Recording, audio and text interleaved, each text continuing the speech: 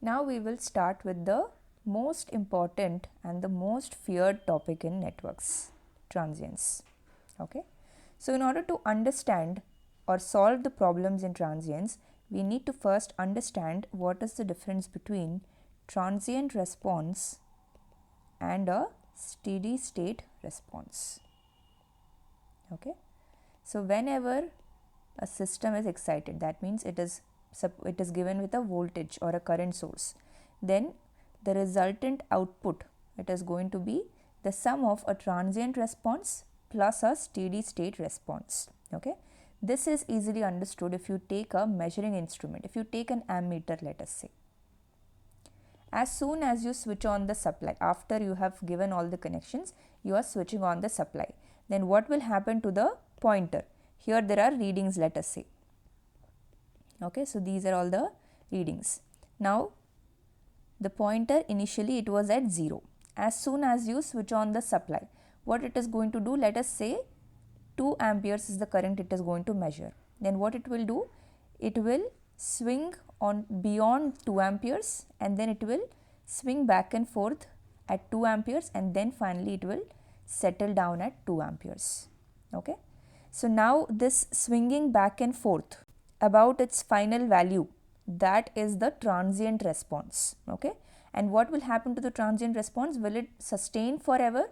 No, it will die out with time. Okay. After the transients die out, then the pointer will settle down at 2 amperes. So the steady state output is the 2 amperes and the transient part is the swinging. Okay.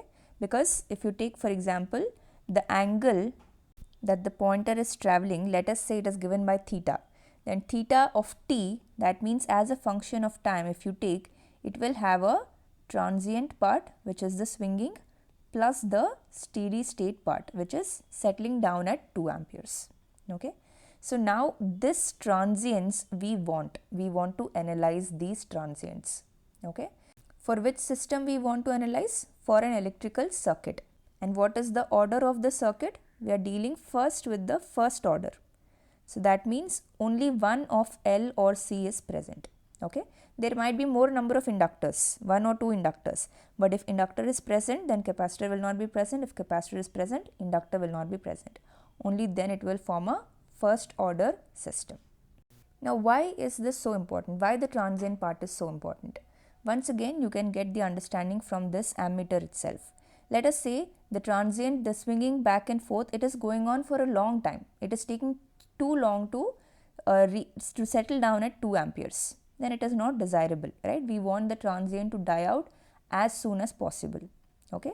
Similarly, there will be other characteristics like what is the maximum swing it can go, right? So these are all the characteristics that we want. So that is why we do the transient analysis. Now we will start with the source free RC circuit. What is meant by source free? It means that simply there is no source. If there is no source, then what is the use of the circuit? If there is no excitation, there will be initial conditions. Okay. Only initial conditions will be present.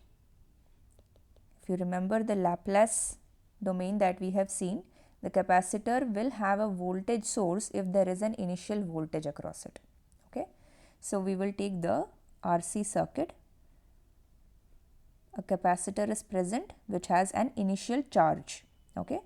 Now the voltage across both the elements we can take as V of t.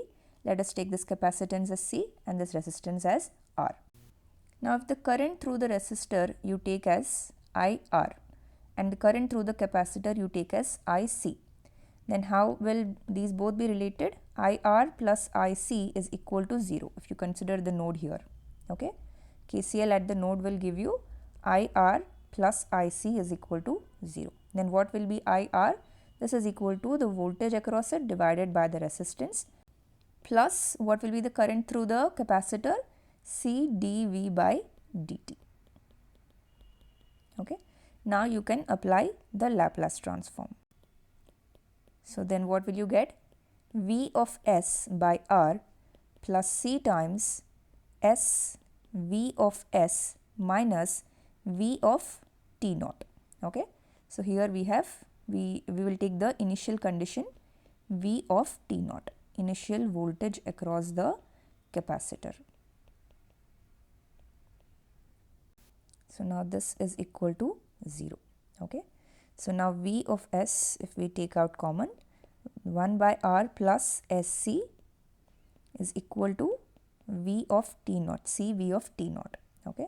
So finally V of S, you are going to get V T naught divided by S plus 1 by RC.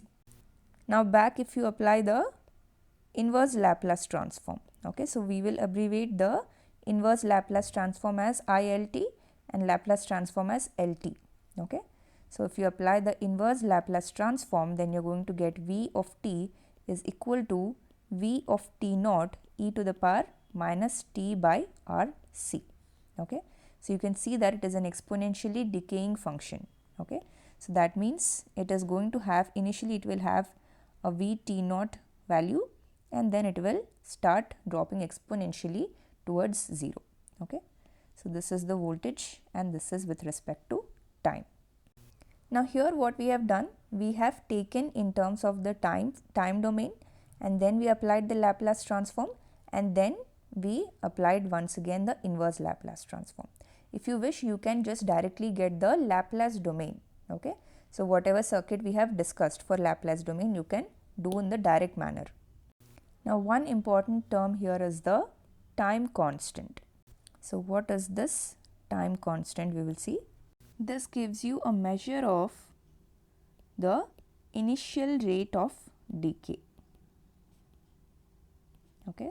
That means if you take the exponential curve, you can see that this is the exponential curve.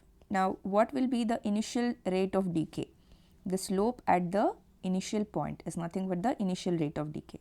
So if you draw a tangent at this point, then it will extend to this point.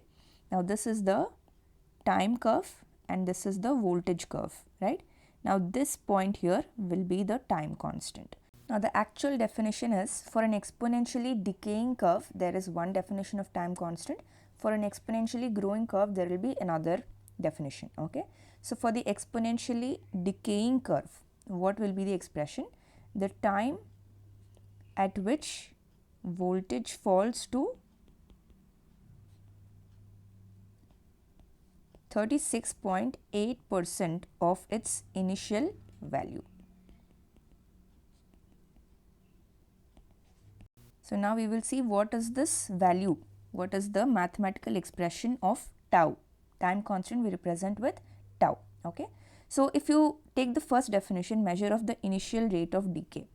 So dV by dt, if you find out, what is dV by dt? This is d by dt of this, we can take V naught, initial value we can take V naught e to the power minus T by RC. So you can write here, otherwise there will be a confusion. V naught is initial value. Okay. So this, if you differentiate, you are going to get minus V naught by RC e to the power minus T by RC.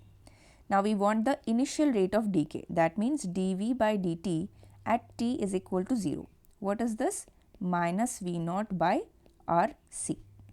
Now from the graph, what can you get? From the graph you can get the slope as, this initial value is V naught, right? So V naught minus 0 divided by 0 minus tau. So this is going to be minus V naught by tau. So if you compare this expression and this expression, what are you going to get? Tau is equal to RC. This is the time constant for RC circuit. Now this we have got from the initial rate of decay. Now what about the actual definition? Time at which voltage falls to 36.8% of its initial value. So you can write here, V of t is equal to tau. When t is equal to tau, you are going to get V naught e to the power minus tau by RC. Now what is at t is equal to tau? We need it to be 0.368 V naught. Okay, 36.8% of the initial value. Initial value is V naught. So this is equal to V naught e to the power minus tau by RC. Okay. So this, if you calculate, you are going to get tau is equal to RC. This is because e to the power minus 1 is equal to 0.368. This is an important value, so if you can remember, it is well and good. Okay. So, for a source free RC circuit, if you know the initial value of the voltage, initial voltage across capacitor if you know, and also if you know the time constant.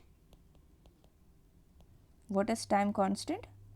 Tau is equal to R into C. If you know these two values, then you can find out the voltage or the current through any element. Okay.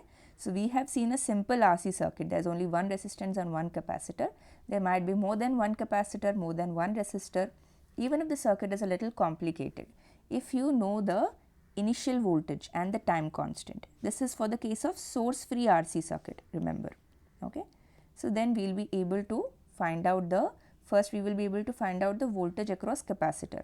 What is the voltage across capacitor? Vc is equal to V naught if this is V naught. V naught e to the power minus t by RC. Okay. So, we can take the same circuit once again and we can find the currents as well. The voltage is V of t here. What will be the current resistor through resistor?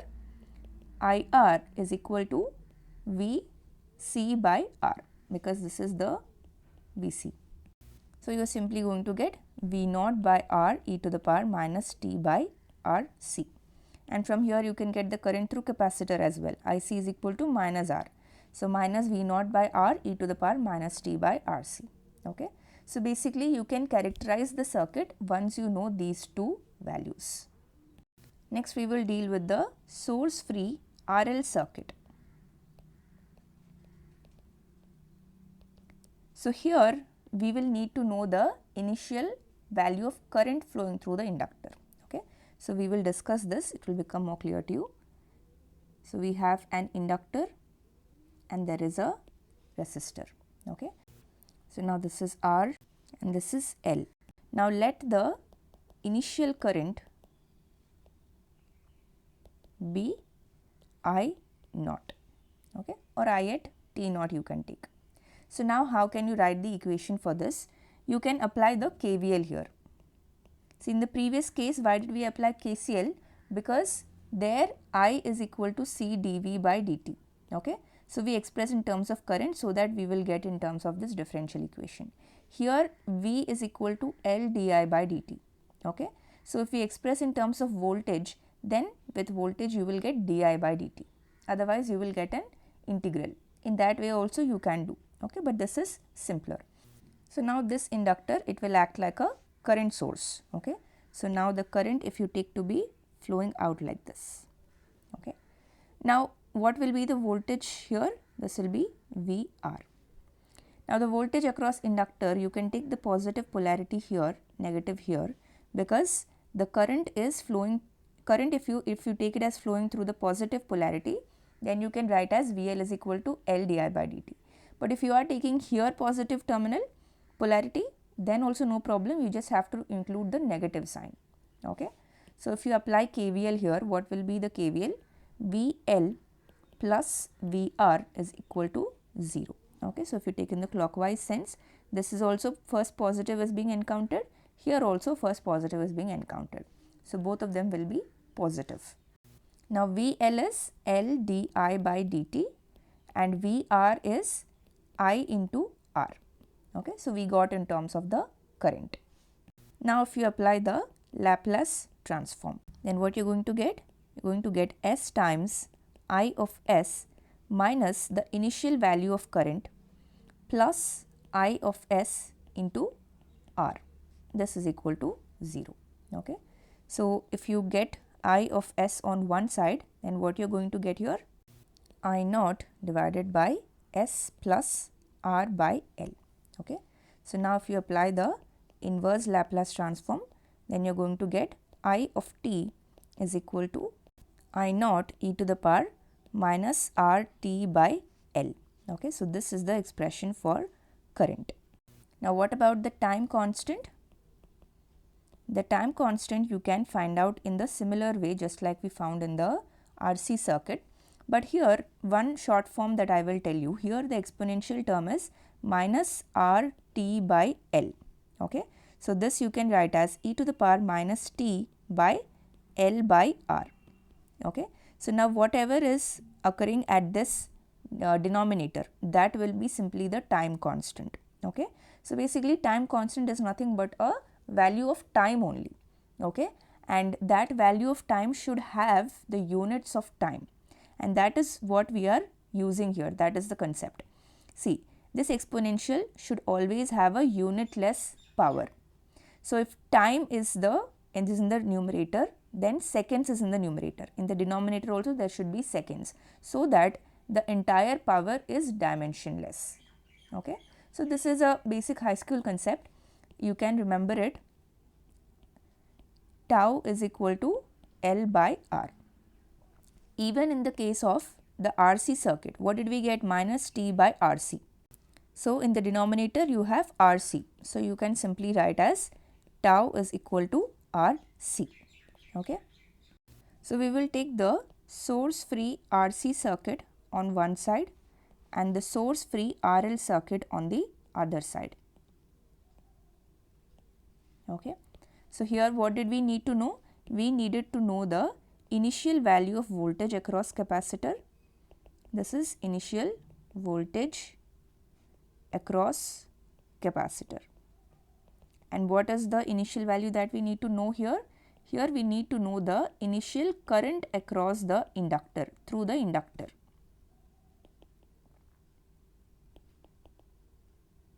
Okay. So, for capacitor voltage is important, for inductor current is important. Now, what is the time constant here? The time constant here is tau is equal to R into C. Okay. Now, what about the time constant here? Here tau is equal to L by R.